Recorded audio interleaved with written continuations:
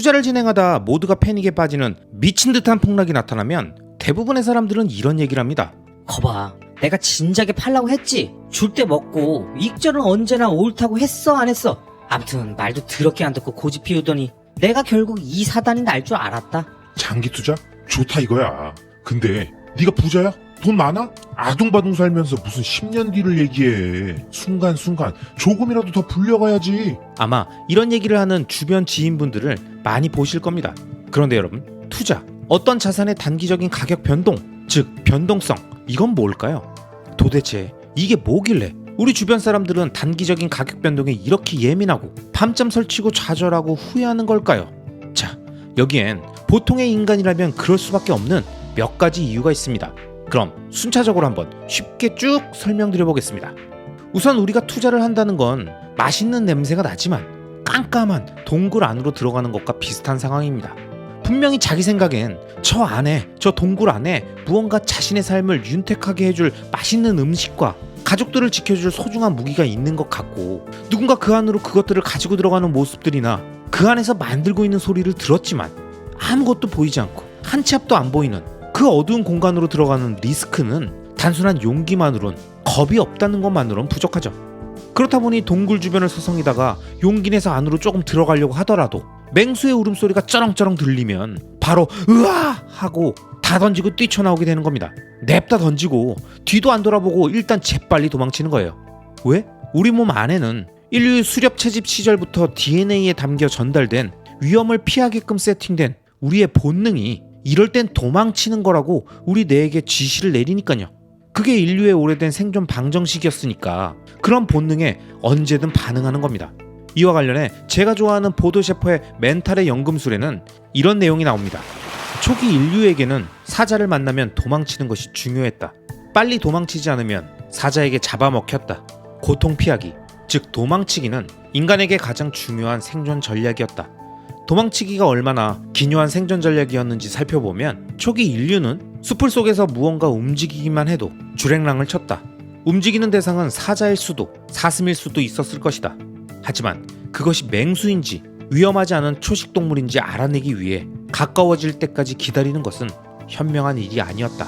도망의 전략은 생존을 보장해주긴 했지만 그 이상은 아니었다. 생존의 급급한 방식으로는 발전이 불가능했다. 초기 인류는 이 같은 행동 방식 때문에 삶을 진화시켜 나갈 수 없었다. 목표에 도달한 적이 없었다. 단지 반응할 뿐 행동하지 않았다. 외부의 상황과 조건들이 그들의 삶을 결정지었다. 그들에게는 자기 결정권이 없었다. 그렇다. 포기해서는 안 되는 결정적인 이유는 자기 결정권을 손에 넣을 수 없기 때문이다. 인내심을 발휘하는 사람만이 성장하고 변화하고 자기 삶을 주도한다. 외부 환경과 조건을 효과적으로 통제하고 자유를 누린다. 연금술사들은 말한다. 성공하는 사람들은 언제나 자신의 일을 하고 있다. 오직 생존만이 목표인 사람에게 도망치는 것은 최선의 전략이다. 그리고 이 전략은 그런 목표를 가진 사람에게 언제나 만족을 준다. 하지만 자신의 삶을 살겠다고 결심한 사람은 그 보상을 얻기 위해 대가를 치를 줄 알아야 한다. 도망치는 것은 자신의 잠재력을 한껏 발휘함으로써 만나게 될 미래의 자신으로부터 도망치는 것이다. 제 아무리 훌륭하게 도망친다 해도 결국 도달하는 곳은 타인이 만들어 놓은 세계일 뿐이다. 그 세계는 제 아무리 멋진 변명으로 포장한다 할지라도 당신의 삶을 가두는 감옥일 뿐이다. 여러분, 이처럼 매번 도망치는데 급급하고 단 한 번도 공포의 순간 대하락장을 온몸으로 그 두려움을 이겨내며 원래 자신이 생각했던 투자의 원칙, 적립식 매수를 꾸준히 이어간 사람은 그 공포의 순간이 지난 이후 다가온 과실들을 온전히 누리게 되고 그 성공의 경험은 자신의 투자 전반에 엄청난 변화를 만들어준다는 걸 잘 알게 됩니다. 하지만 매번 리스크를 줄이겠다며 어렵게 발견한 장기적 우상향 구조의 좋은 자산들을 언제든 던져버리고 동굴 밖으로 뛰쳐나가는 사람들은 남들이 만들어 놓은 공포라는 시나리오, 탐욕이라는 시나리오의 틀 안에서 계속 갇혀 지내면서 진짜 투자가 무엇이고 어떻게 투자를 해야 하는지를 전혀 모른 채 오늘도 본능에 이끌려서 행동하고 대폭락 구간엔 던지고 급등 구간엔 늘 달라붙는 거죠. 그러면서 늘 이런 얘기를 하겠죠. 소나기는 일단 피하는 게 맞지. 야, 그걸 왜 다 막고 있냐? 차트에 다 나와 있는데 눈에 다 보이는데 그걸 안 피하고 그냥 맞는다고? 그건 너무 무식한 거 아니야? 나중에 다시 사면 되잖아. 이렇게 언제든 도망갈 생각, 언제든 자신의 생각대로 시장의 변화를 예측하고 대응할 수 있을 거란 생각에 공포의 순간 동굴을 뛰쳐나가는 겁니다. 하지만 여러분, 투자의 세계에서 변동성은 자연스러운 현상입니다.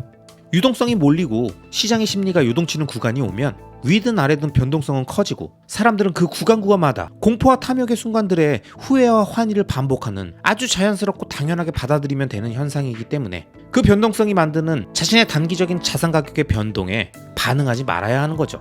급등하면 급등하는 대로, 폭락하면 하는 대로 변동성이 만드는 단기적인 수익과 금액은 언제든 연기처럼 왔다 사라질 수 있으니까 그 연기들이 오랫동안 머물면서 수증기로 떨고 차곡차곡 모인 그 물방울 엑기스만이 진짜라는 마인드로 차분하게 투자의 변동성을 바라보며 즐길 줄 알아야 합니다.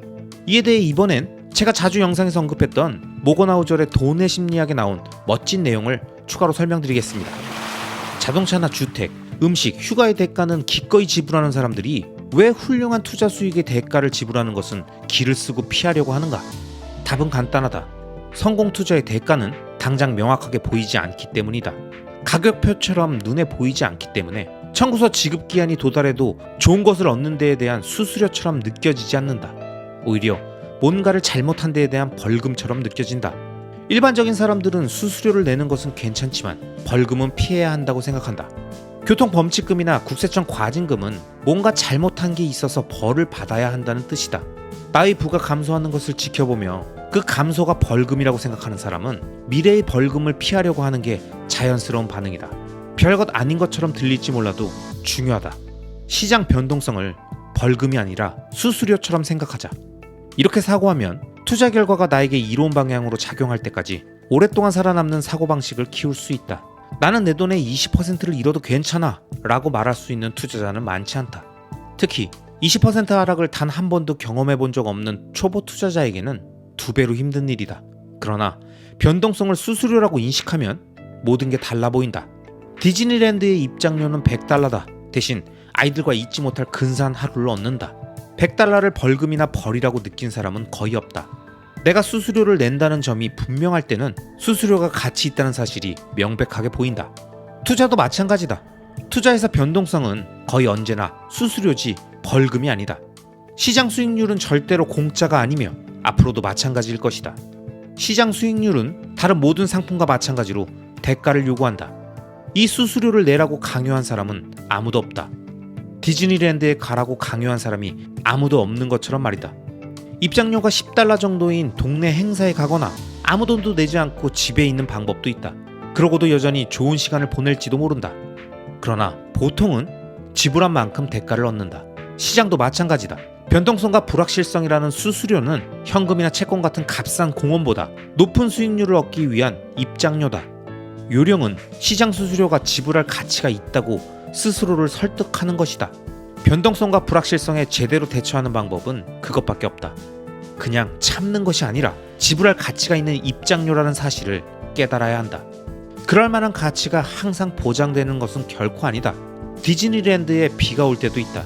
그러나 입장료를 벌금이라고 보게 되면 절대로 이 마법을 즐길 수 없다. 대가가 무엇인지 제대로 알고 그 값을 지불하면 되는 것이다. 여러분, 만약 여러분이 경제적 자립과 시공간의 자유를 얻기 위해 리스크를 시간에 녹여 수익으로 치환하는 장기 투자를 진행하고 계신다면 우리들의 장기 투자 여정에 끊임없이 찾아오는 변동성과 이를 피하고 싶고 도망치고 싶은 심리를 장기 투자라는 놀이공원에 들어오는 변동성이라는 입장 티켓 값이라고 깔끔하게 생각하고 그 안에서 느끼게 될 미지의 동굴이 주는 두려움을 도망가지 않고 똑바로 마주보며 모두 성공 투자의 수익으로 치환하자고요. 왜냐? 그게 본능을 누르고 남들과 다른 길을 가며 대중 심리에 휩쓸리지 않고 위대한 투자 결과를 만드는 길이니까요. 아시겠죠? 그럼 오늘도 끝까지 시청해주신 모든 구독자님들을 리스펙합니다.